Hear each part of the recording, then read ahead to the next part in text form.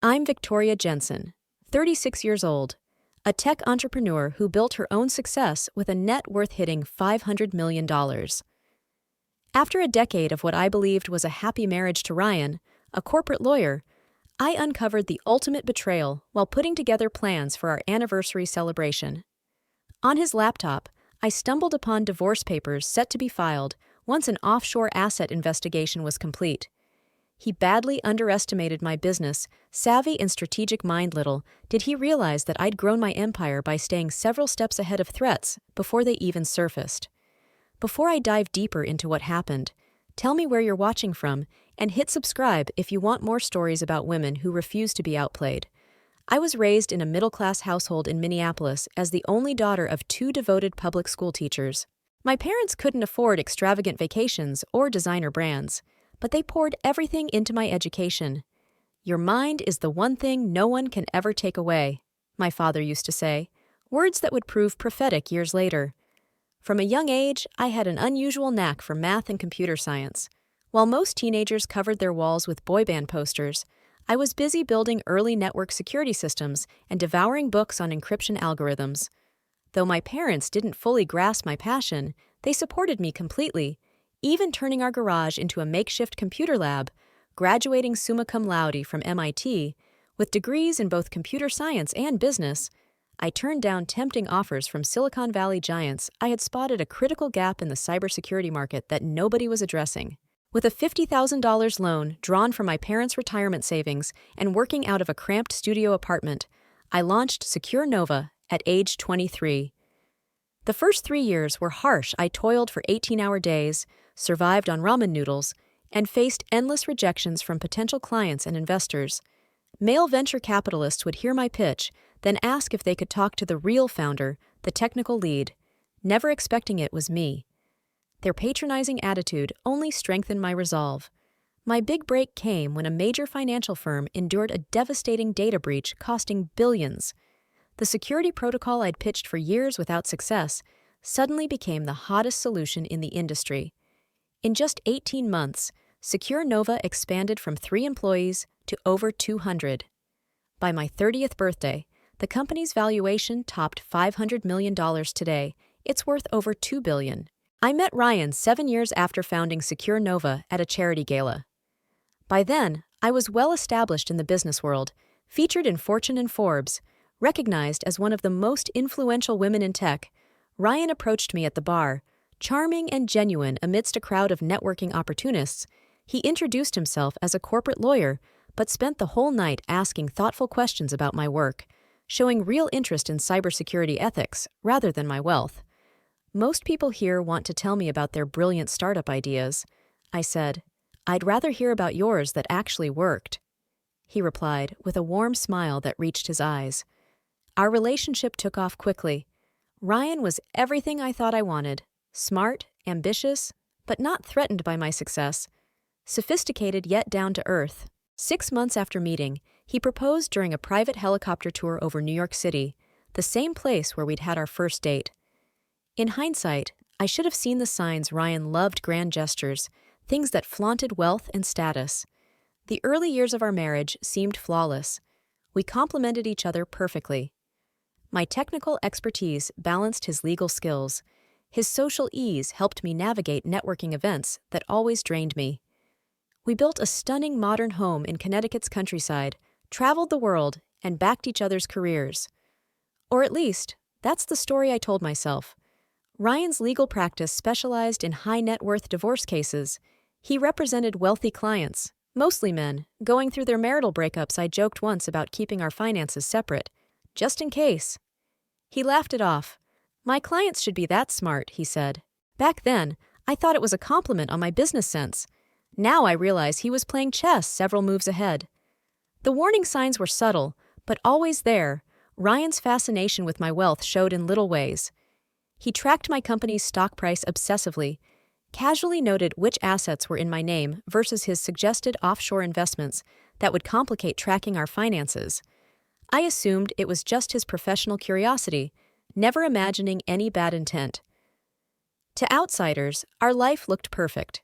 We hosted dinner parties for Silicon Valley elites and Manhattan socialites in our impeccably decorated home donated to the right charities, attended prestigious galas, kept up the image of the ideal power couple. But behind closed doors, we drifted emotionally. In the past year, Ryan's behavior became harder to ignore. Phone calls ending suddenly when I walked into the room. Late nights at work with no proof weekend conferences with no agendas or promo materials. A password suddenly showing up on his personal laptop classic signs that even with my analytical mind, I rationalized away. I tried everything to save what I thought we had. Planned romantic getaways, suggested couples therapy, examined my own flaws to fix all, while Ryan reassured me it was just work stress. "The Williams case is killing me," he'd say, referring to a high-profile divorce client. "Once that's settled, things will go back to normal." I believed him because I wanted to believe him. So when our 10th anniversary neared, I threw myself into organizing the perfect celebration, hoping to reignite what we'd lost. That's when everything changed. Ryan left for what he said was a crucial 3-day business trip to Chicago. With the house to myself, I decided to use our home office to finalize anniversary plans. The shared desktop was already on, the screensaver cycling through photos from our life together. The irony wasn't lost on me later. I moved the mouse and woke the screen to Ryan's email inbox. He'd forgotten to log out, which was unlike him. My first instinct was to close it immediately. We always respected each other's privacy. But then a subject caught my eye. Offshore Asset Search, Jensen Holdings. My company's name. My heart raced as I wrestled with ethics and growing suspicion. I had never once pried into Ryan's private messages before. But why on earth would someone be running an asset search on my company? I clicked open the email. It came from a private investigation firm based in the Cayman Islands, known for tracking down and documenting hidden assets for wealthy clients. The message was short, but devastating. Progress report attached as requested. We'll continue monitoring transfers from primary accounts to offshore entities. Additional authorization required for Singapore holdings. I felt sick as I opened the attachment. It contained a detailed breakdown of my business holdings, subsidiaries, investments I had intentionally kept under wraps, accounts opened before we married, valuation estimates of intellectual property owned by my company, even preliminary analyses of weak points in my corporate structure. My hands trembled as I clicked through more emails. There were exchanges between Ryan and his fellow divorce lawyers discussing precedents in cases involving wealthy wives and how to divide business assets. In one painful message, a colleague asked, "Timeline?" And Ryan replied, "After anniversary trip, paperwork ready to file once offshore search completes." The room spun as I realized Ryan wasn't planning a surprise gift for our anniversary as I'd briefly hoped. He was planning to divorce me, only after thoroughly documenting everything I owned. The worst blow came when I found emails between Ryan and his assistant Rachel. I'd always liked Rachel, even defended her when friends complained about her texting Ryan too much. They work closely. I'd insisted it's professional. The emails proved otherwise. V still suspects nothing.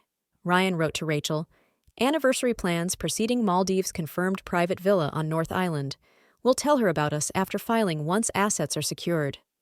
Rachel's reply, "Can't wait to see her face when she realizes she's funded our future together. That beachfront property in Maui is getting closer every day."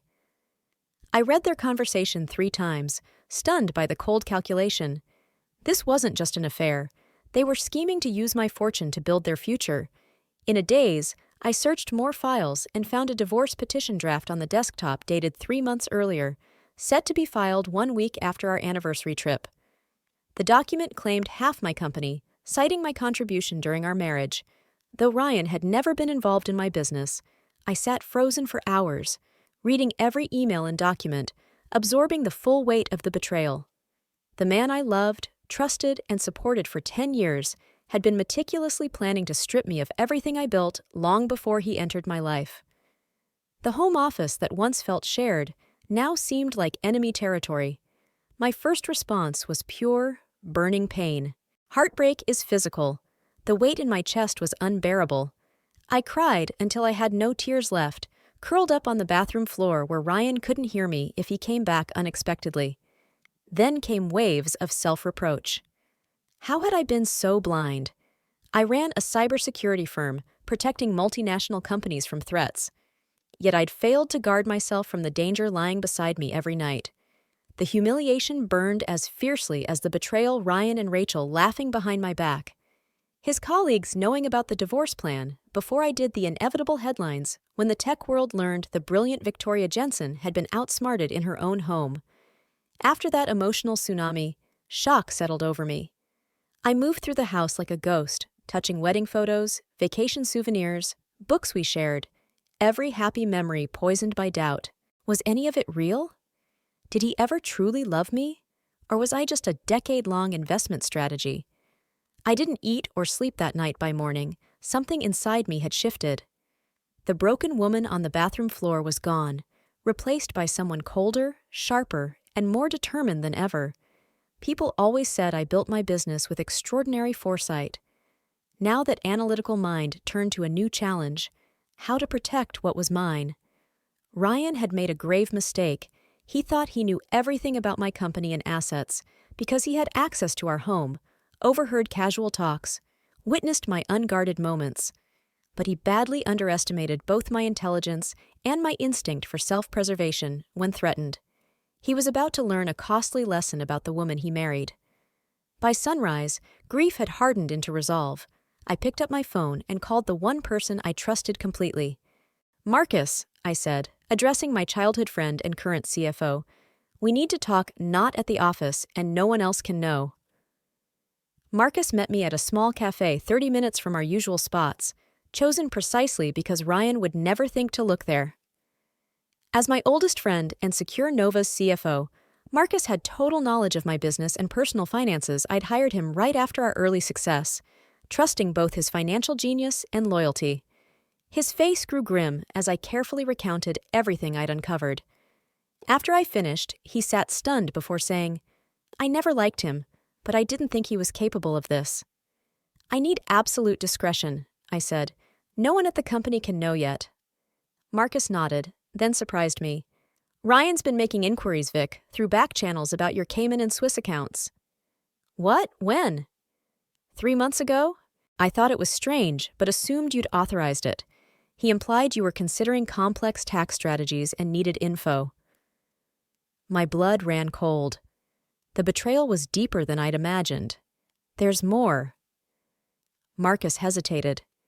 "Our security team noticed unusual access to your company email about 2 months ago, the IP traced back to your home network." The pieces clicked together: spyware on my devices. "We quietly replaced your work laptop and phone as a precaution, saying it was a system upgrade. I didn't want to worry you without proof." I took a deep breath, absorbing this new reality. Ryan wasn't just planning a divorce, he had been actively spying on me, possibly accessing sensitive corporate communications.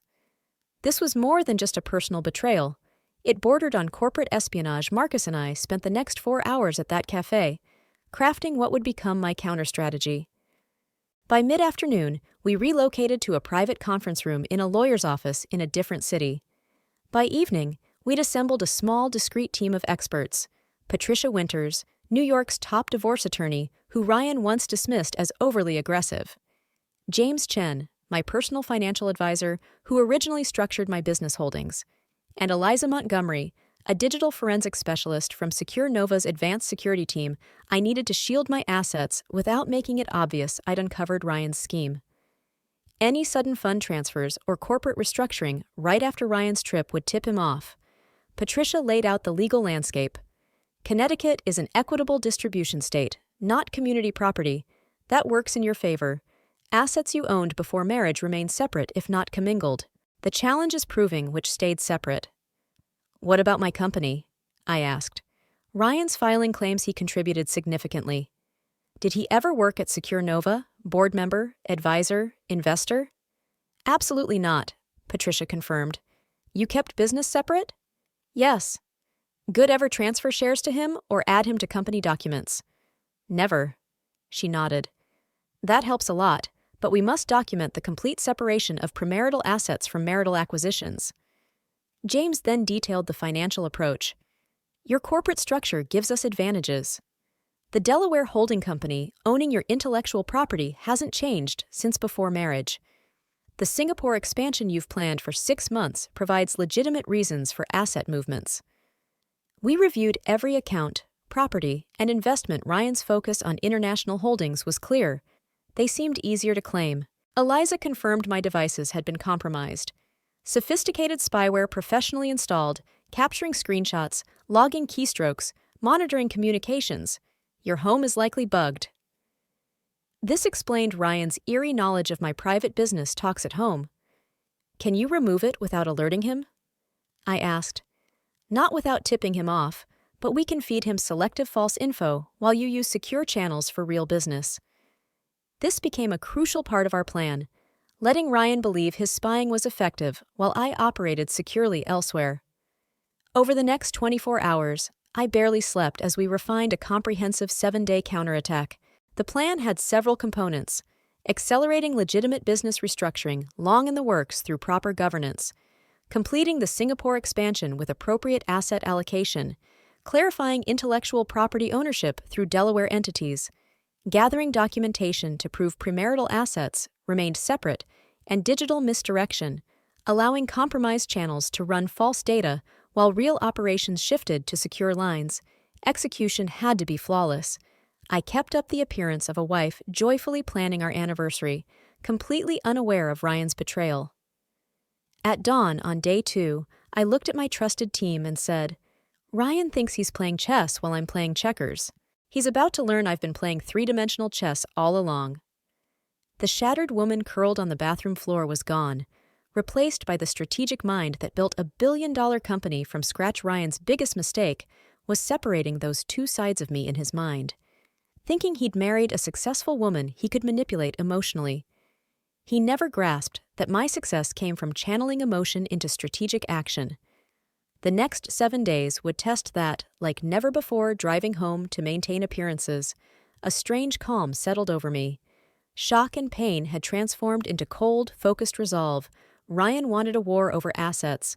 I'd give him one he wasn't ready for. Day 1 began as Ryan's flight took off for the so-called business conference, confirmed by my private investigator as a romantic trip with Rachel to a luxury Cayman Islands resort.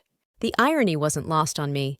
He was conducting his affair and asset search in the same place I launched Phase 1, the Singapore expansion long in discussion.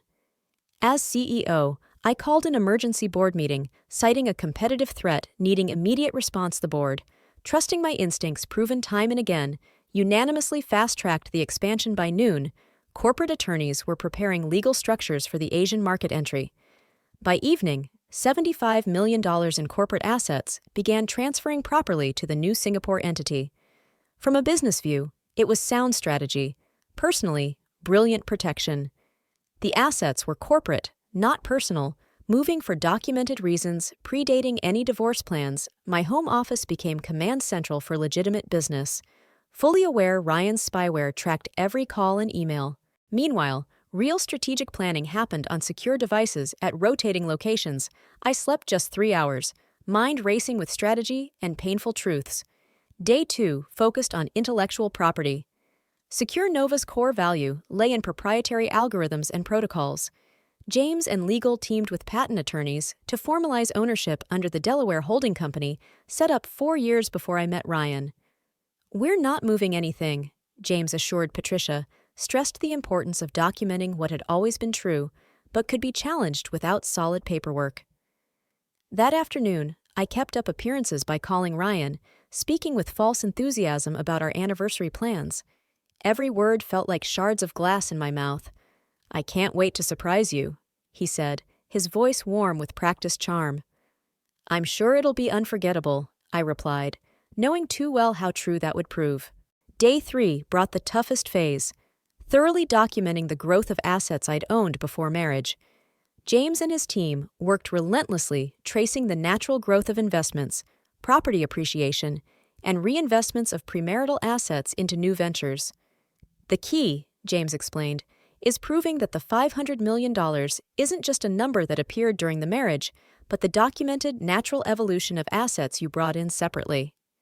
Meanwhile, I carried on with normal business, approved routine transactions, and kept up anniversary preparations. The cognitive dissonance was overwhelming.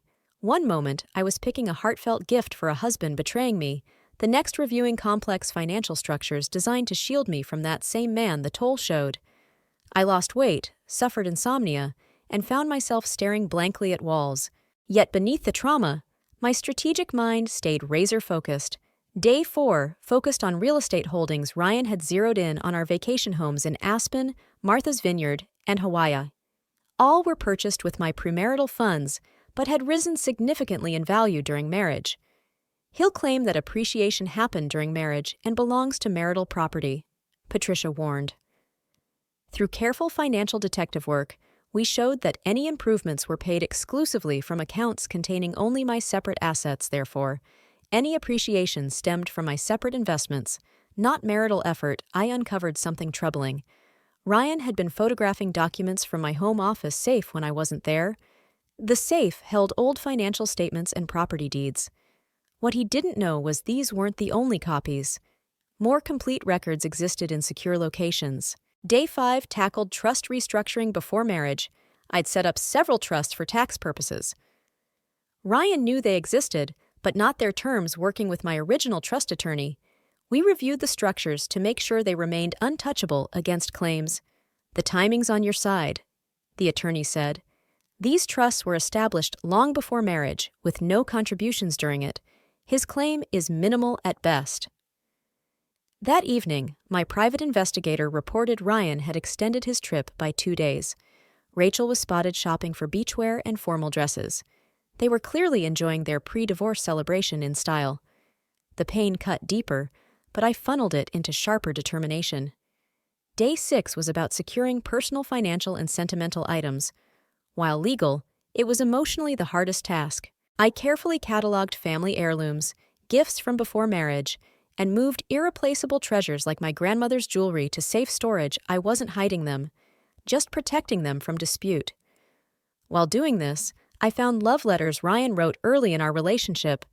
Reading them felt like peeking into a parallel universe where his vows of eternal love were real. I boxed them separately, labeled evidence of intent, knowing they might show the stark contrast between his promises and betrayals. Day 7, the last before Ryan's return, was devoted to comprehensive documentation. Every transaction, decision, and asset protection step taken over the previous 6 days was meticulously recorded with legitimate justifications unrelated to divorce. My team gathered one final time in a secure spot to review.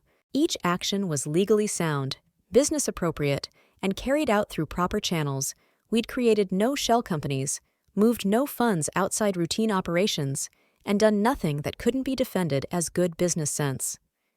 If this goes to court, Patricia said with satisfaction, everything we've done is defensible as standard business practice or prudent management of separate property. As evening fell on day 7, I returned home, bracing for Ryan's arrival. The next morning, the house felt different. Less home, more stage set for the final act of a marriage, more fiction than fact. I moved through familiar rooms with detached eyes, like someone watching their life instead of living it. In the master bathroom, I studied my reflection. The woman staring back was subtly but deeply changed. The naive trust was gone, replaced by hardness and wisdom. I'd protected my finances, but at a heavy emotional cost. Still, I knew I was stronger, more self-reliant than ever before. That night, I slept surprisingly well. The sleep of someone fully prepared for an approaching storm. Morning came, and I dressed carefully in Ryan's favorite outfit, applied makeup to hide exhaustion, ready to perform the role of a lifetime. The pieces were set. Now it was time to let Ryan make his move. Unaware his game had already been quietly, thoroughly dismantled, Ryan came home on a bright Tuesday, suntanned and relaxed from his Cayman Islands trip with Rachel. He greeted me with practiced warmth, presenting a small gift bag containing expensive perfume. His usual post-business trip offering. "I missed you," he lied smoothly, kissing my cheek. "I missed you too," I said, matching his act. "How was Chicago?" "Productive but exhausting. Endless depositions." He spun detailed fabrications about meetings that never happened. I nodded with feigned interest. "I've been busy planning the anniversary," I said, keeping up the facade. "I think you'll be really surprised." His eyes gleamed, not with love, but cold calculation. Actually, I have a surprise for you too. I booked us a second honeymoon in the Maldives.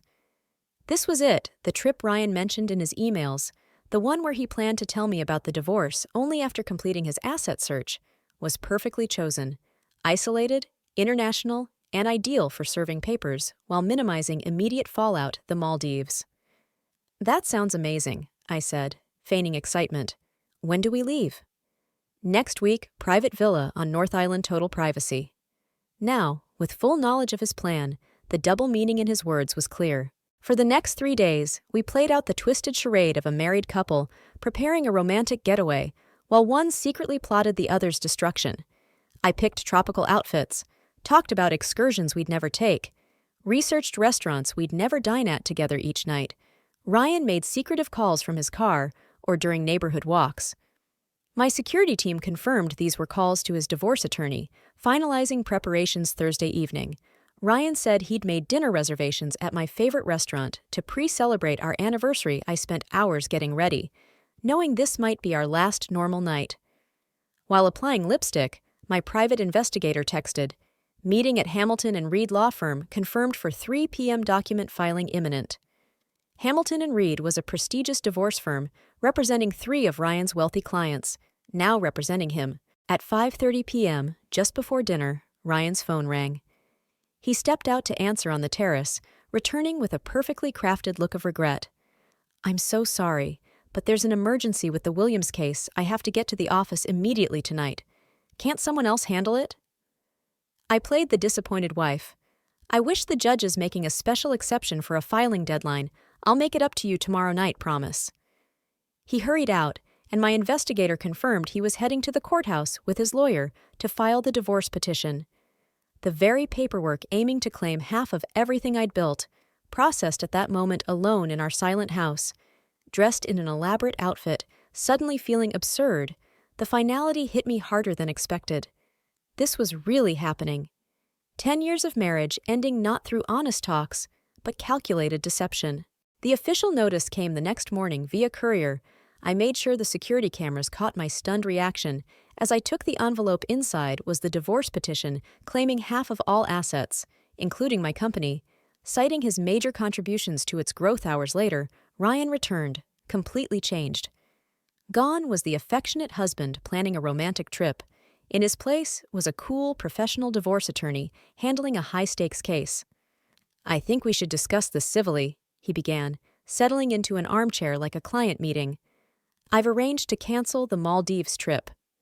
"Why are you doing this?" I asked, letting genuine emotion color my voice. Not about the divorce itself, but the elaborate deception surrounding it. "These things happen," he said dismissively. "People grow apart. The important part now is dividing assets fairly and moving on." Fairly. The word caught in my throat. Yes, fairly. Connecticut law mandates equitable distribution. My attorneys prepared a preliminary asset division proposal. He slid a document across the table. "You'll see we're suggesting a straightforward 50-50th split of all marital assets, including Secure Nova." My hands trembled as I took the paper, tremors not entirely feigned. The document spelled out exactly what his emails promised Rachel. Half of everything I built, including major company equity. "I'll need time to review this with my attorney," I said softly. Ryan's confidence was palpable. "Of course, take the weekend. But Victoria, protracted battles only help attorneys. It's better for both if we reach an amicable deal quickly." What he really meant. "It's better if I secure my payday before you mount a defense." His condescending tone treated me as the emotional woman who'd fold rather than fight. "I understand," I replied, playing into that perception. Over the weekend, he alternated between patronizing divorce explanations and cold withdrawals into work calls. I kept up the shocked, devastated act, though the pain of betrayal was real, no matter how prepared I was. Monday morning brought a change. Ryan got a call that sent him rushing to his attorney's office. Hours later, he returned, pale. "Is everything okay?" I asked innocently. "There's some confusion about asset documentation," he said carefully. "Nothing serious, just unexpected paperwork." What he left unsaid was that discovery had begun, and obstacles to his plan were appearing. Offshore investigators had submitted reports that clashed with Ryan's expectations. Tuesday saw his confidence crack. Further urgent meetings with his legal team left him visibly agitated by Wednesday. His calls to financial analysts grew heated and demanding as he struggled to grasp the corporate structures involved. What exactly is Secure Nova Singapore? He finally asked me directly during an awkward dinner.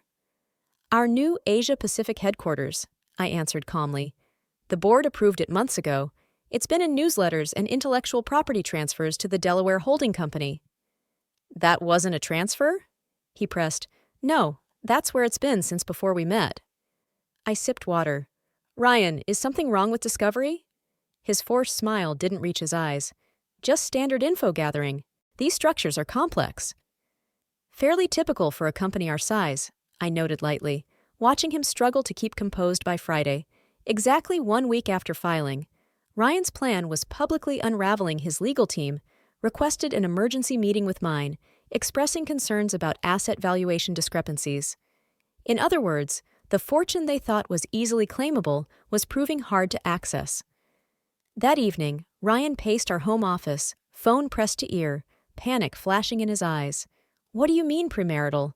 The appreciation happened during marriage. His voice grew louder as he argued with his attorney on the phone. When the call ended, he approached me. His demeanor dramatically shifted. The cold professional was gone, replaced by an attempt at the charming husband I once knew. Victoria, I've been thinking. Maybe we rushed into all this. Rushed? The divorce filing? I kept my tone steady. Yes, sometimes these things get filed in the heat of the moment. The desperation behind his casual words was clear. We have 10 years together?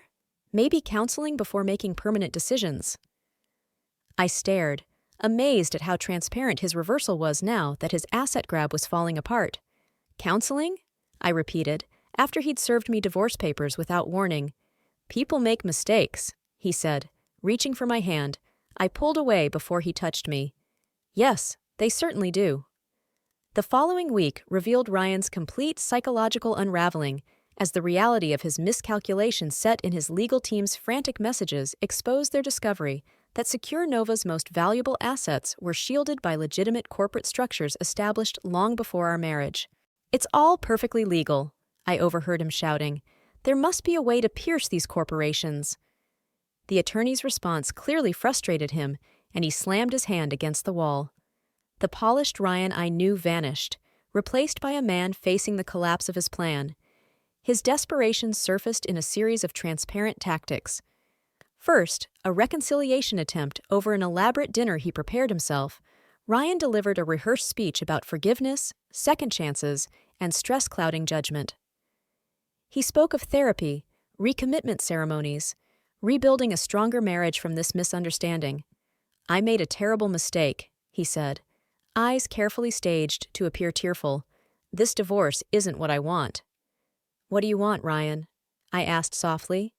His pause was brief, but revealing. In that moment, I saw the truth. This wasn't about love or me, but losing access to wealth he counted on. The reconciliation failed. He then turned to intimidation. Late-night calls with his legal team included threats of prolonged litigation, public exposure of company secrets, and damage to my reputation. You don't want this to become a media circus, he warned over breakfast. Tech journalists would love to dissect Secure Nova's finances on front pages. I sipped coffee calmly. I've never feared scrutiny, Ryan. My business can handle it. Can your reputation? The threat was real.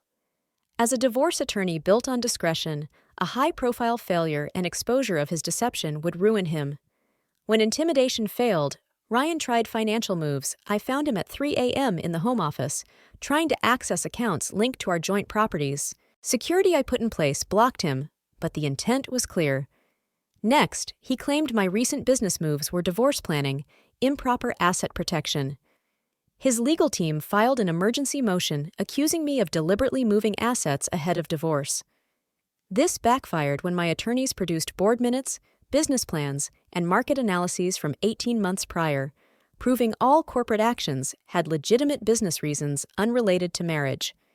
The Singapore expansion was unanimously approved by the independent board, my lawyer told the judge. All actions followed standard governance with proper documentation. The judge denied Ryan's motion, dealing another blow. As losses piled up, Ryan's behavior grew erratic, raging, feigning affection, then withdrawing. One volatile night, he accused me of orchestrating the whole counterattack. "You knew, didn't you?" he shouted, pacing like a trapped animal. "You knew and set me up." "Knew what, Ryan?" I asked calmly. "That you planned to divorce me? That you had investigators hunting my assets? That you were having an affair with Rachel while plotting to take half my company?" Color drained from his face as I continued. "Or maybe you mean that I knew you installed spyware on my devices and bugs in our home to gather info." His shock was real. "How long have you known?" he whispered. "Long enough to see exactly who you are." I answered. Ryan's case finally collapsed when my legal team submitted evidence of his deception, emails with Rachel and offshore investigators. His plan to claim my assets turned into a desperate defense against possible professional misconduct charges. His law partners, worried about firm reputation, held an emergency meeting by Monday. Ryan's professional standing plummeted. 3 major clients withdrew cases, and partners asked him to take leave. The legal community that once respected him now saw him as a cautionary tale of arrogance and failure. In a last desperate act, Ryan appeared unannounced at my office, causing a scene until security escorted him out. "You've destroyed everything I worked for," he yelled. 10 years of marriage, and this is how you repay my love?" The irony of claiming love after such calculated betrayal might be amusing if it weren't so pathetic. Employees who witnessed the outburst were stunned. They'd always known Ryan as the charming husband who appeared supportive at company events that evening. Alone in the home office where I'd first uncovered his betrayal, a strange peace settled over me. The man I loved never really existed. The marriage I valued was, for him, a long-term investment, not an emotional bond. The pain remained, but its nature had changed. The pain I felt was no longer the sharp sting of fresh betrayal, but a dull, lingering ache from accepting a hard truth. I had built my business by seeing reality clearly and acting strategically. And now I applied those same skills to my personal life with equal effectiveness. 1 month after filing for divorce, Ryan agreed to a settlement that acknowledged the separate nature of my premarital assets, including Secure Nova and its subsidiaries. He received a fair share of jointly acquired property, but nowhere near the fortune he had hoped to claim. His career lay in ruins, his affair with Rachel exposed and ended once the financial prospects dimmed. He moved to Chicago to try and rebuild his professional life. The last time I saw him was at the final settlement signing. He looked older, diminished, the confident gleam gone from his eyes. As we left the attorney's office, he gently caught my arm. "For what it's worth," he said quietly. "There were times when it was real for me, too." I studied his face, searching for truth in a man who had mastered deception. The sad part is, I'll never know if that's true, and that's entirely your doing. I walked away without looking back, feeling lighter with every step, shedding the weight of false love and betrayal. Ahead lay uncertainty, but also freedom and the knowledge that I had faced the worst kind of personal betrayal, and emerged not just financially intact, but emotionally stronger. 6 months after the divorce was final, I stood at the window of my new penthouse overlooking Central Park. The spring evening bathed the city in golden light, and for the first time in over a year, I felt genuine peace. The legal battles were behind me. Secure Nova thrived, our Singapore expansion surpassing revenue targets by 30%. More importantly, I had begun rebuilding my personal life from scratch. The journey wasn't easy. After the initial victory of protecting my assets came the harder task of emotional healing. I found a skilled therapist specializing in betrayal trauma, someone who understood that discovering a decade-long relationship was, in many ways, a calculated deception isn't easy to overcome. Recovery isn't linear, Dr. Levine reminded me during weekly sessions. Some days you'll feel strong, others grief will hit unexpectedly. She was right. I'd go weeks feeling empowered, then break down over an old photo or a wedding invitation. The betrayal shook my fundamental ability to trust, not just romantic partners, but my own judgment. I built a security company. I told Dr. Levine one difficult session, "My career is based on identifying and preventing threats." How did I miss this? Because professionally, you expect threats, she said. Personally, you expected love. Those mindsets are fundamentally different. Gradually, I reconnected with friends I'd neglected during marriage. Ryan had subtly isolated me from my support network. Another red flag: I'd missed my college roommate Sophia flew in from Seattle and stayed 2 weeks, filling my evenings with laughter. I'd forgotten I could have my parents, now retired in Florida, visited monthly. Their steadfast love reminded me genuine, agenda-free love exists. "We always thought he was too polished," my father admitted one evening, "but we wanted to believe he made you happy." Healing included physical changes, too. I renovated the Connecticut house where Ryan and I lived, donating most furniture and creating a fresh space free of shared memories. Eventually, I sold it to a young family and bought the Manhattan penthouse, craving a new start in a place untainted by betrayal. My business focus, always intense, became my main outlet for creative energy. Secure Nova launched a revolutionary security protocol, earning industry acclaim. We expanded into new markets, hired brilliant young programmers, and continued building something meaningful. 3 months post-divorce, I founded the Financial Literacy Foundation for Women, dedicating $20 million to help women gain financial independence. The foundation offers education on investing, business development, and, most importantly, financial self-protection within relationships.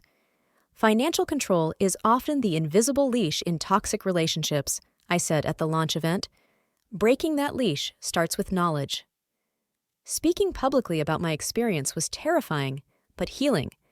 Without naming Ryan or sharing humiliating details, I wove elements of my story into talks on financial autonomy. The response was overwhelming. Women approached me after every talk, sharing similar stories or thanking me for raising awareness of hidden vulnerabilities. The lessons from my failed marriage crystallized into hard-won wisdom. I'd ignored early warning signs, dismissing Ryan's interest in my finances as harmless curiosity rather than calculation. I believed in the image of our relationship instead of noticing subtle inconsistencies. I trusted completely without verifying, something I'd never do in business. Most painfully, I realized I'd traded authentic connection for a polished facade of love. Ryan had presented himself as the perfect partner, reflecting my desires and expectations. What was missing was the messy reality of genuine intimacy. The willingness to be flawed and real together. "Perfect isn't real," became my mantra. As I cautiously started dating again, I sought different qualities: authenticity, emotional honesty, and people whose actions matched their words. Michael, a neuroscience professor introduced through a mutual friend, became an unexpected source of healing. Our relationship grew slowly from friendship to something deeper. His straightforward nature and complete lack of interest in my wealth were refreshing. For our third date, he took me stargazing on the university rooftop, bringing homemade sandwiches and hot chocolate. "I'm not good at grand gestures," he said. "I've had enough of those to last a lifetime," I replied. "I prefer real." I approached this new relationship with openness and caution, keeping financial boundaries while allowing emotional vulnerability. The balance was delicate, but healthy. The most surprising outcome of all was my newfound freedom. Having faced my greatest fear and endured profound betrayal, I discovered not just survival, but the ability to thrive again. The experience stripped away all pretenses and left me with a far clearer perspective, both in my personal life and in my career. Ryan's attempt to seize everything I had worked so hard to build ultimately fell apart, yet his betrayal cost me something priceless: my innocent faith in perfect love and happily ever afters. In its place, I gained something far more meaningful: a grounded appreciation for genuine connection, independence, and the realization that true strength doesn't come from dodging pain, but from confronting it with honesty and courage. Eventually, word about Ryan reached me through shared contacts. His professional recovery was minimal at best. No prestigious law firm would take him on after the scandal, forcing him to set up a modest private practice, handling small cases. Rachel left him shortly after our divorce was finalized, moving on to a hedge fund manager. The beachfront Maui property they once hoped to buy with my money stayed just a fantasy. I felt no pleasure in his downfall, only a quiet sorrow for the potential wasted. He had been brilliant in his profession, charming when he wanted to be, and capable of so much more than deceit. But choosing to build his future on lies instead of real achievement cost him all he truly valued: respect, status, and recognition. His story was a clear lesson. Shortcuts to wealth based on deception inevitably crumble. Lasting success, in business or life, must be rooted in genuine worth and integrity. Now, as I prepare Secure Nova to go public with a forecasted valuation near $4 billion, I reflect on the path that led me here. The company thrives not because of trickery or shortcuts, but because we created true value by solving real problems with innovative ideas. My personal life now mirrors that same philosophy, prioritizing authentic bonds over flawless appearances, openness over polished facades. What once seemed like the end of my world, a devastating betrayal, became a difficult but essential awakening. It taught me to trust my instincts, verify what truly matters, and build safeguards into every corner of my life without losing the ability to connect genuinely. For anyone watching who faces their own betrayals or challenges, remember, the darkest moments often carry seeds of unexpected growth. Trust can be rebuilt, this time with wisdom. Success tastes sweetest when earned through sincere effort, not manipulation. Sometimes, losing what you thought you wanted creates space for what you truly need. Have you ever had to rebuild after betrayal? What helped you move forward? Share your story in the comments. If this journey resonated with you, please like and subscribe for more on resilience and renewal. Thank you for sharing this moment with me.